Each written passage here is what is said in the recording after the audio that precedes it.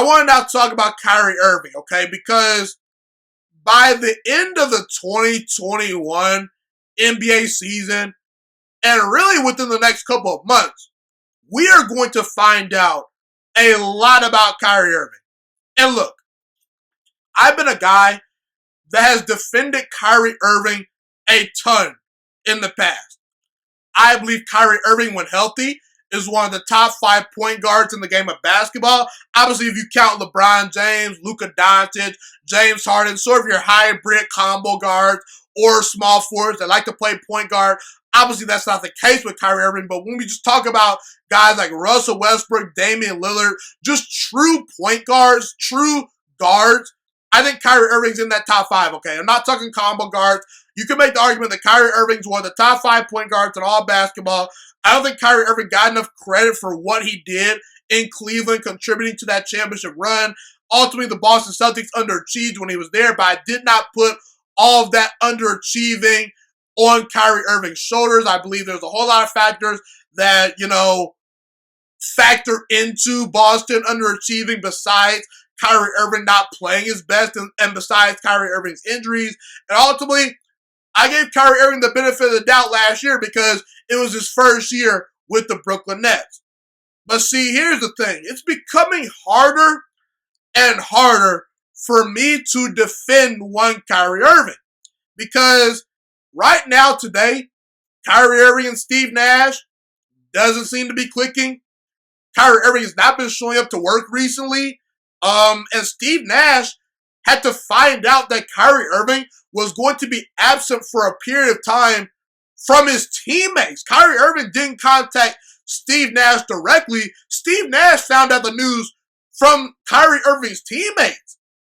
We don't know when Kyrie Irving's coming back with the Brooklyn Nets. Now, there are all reports that are coming out of Brooklyn saying Kyrie Irving will be back. He's excited to join James Harden and Kevin Durant, but I don't know. It's just one of those things where I'm just going to say this. Kyrie Irving, don't be the problem. Don't be the problem. That's simple. Just play your role, knock down those jumpers, and start showing up to work because you owe it to the fan base and you owe it to this Brooklyn Nets team to go out there and play games. You should not just be missing random games, for personal reasons 24/7 without notifying Steve Nash, your head coach, okay? Listen, that just doesn't sit right with me. And listen, Kyrie Irving, you're getting paid handsomely. You're playing the game of basketball. You know how many people would dream of playing the game of basketball? You know how many kids out there would play every single day on an NBA court if they could? And Kyrie Irving's just out there mailing it in, okay? I don't like that, okay? Obviously, if there's something behind the scenes that's going on, with Kyrie Irving mentally that he needs to get away from the game, that's fine. But go about it the right way. You're not going about it the right way. And right now, the book on Kyrie Irving, whether it's fair or unfair, is pretty much this. Kyrie Irving, in the past, when he was in Cleveland, he was injury prone and could not win a lot of games until LeBron James got there. The Boston Celtics made the Eastern Conference Finals without Kyrie Irving, which should never happen. And ultimately last year, the Brooklyn Nets were not very good when Kyrie Irving was playing games with them. There was chemistry issues, and they couldn't stay healthy. So ultimately, look, Kyrie Irving, take your time, come back, do what you need to do. But when you get back on that court, I expect you to deliver. I expect you to be the closer that we all know you to be in crunch time. I expect you to come in and contribute to this team. And Kyrie Irving, ultimately, don't be the problem, okay? And ultimately, like I said, we're going to find out a lot about Kyrie Irving by the end of this NBA season.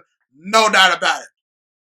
Thank you so much for watching this video today. Please also note that the Juice Alert Sports Podcast is not just a YouTube channel. It is available on all podcasting platforms, including Spotify, Google Podcasts, iTunes, and Apple Podcasts. Also, if you enjoyed this video, be sure to like, comment, subscribe, and share this content with all your friends. This podcast is my favorite thing in the entire world right now. It is my passion. I want more people to listen to this podcast. I really want this podcast to grow. Also, a fun fact about me is that I want to go into the sports broadcasting and media world once I graduate from the University of Toledo, a college in Northern Ohio. I am looking to become one of the next great sports broadcasters and analysts out in the world.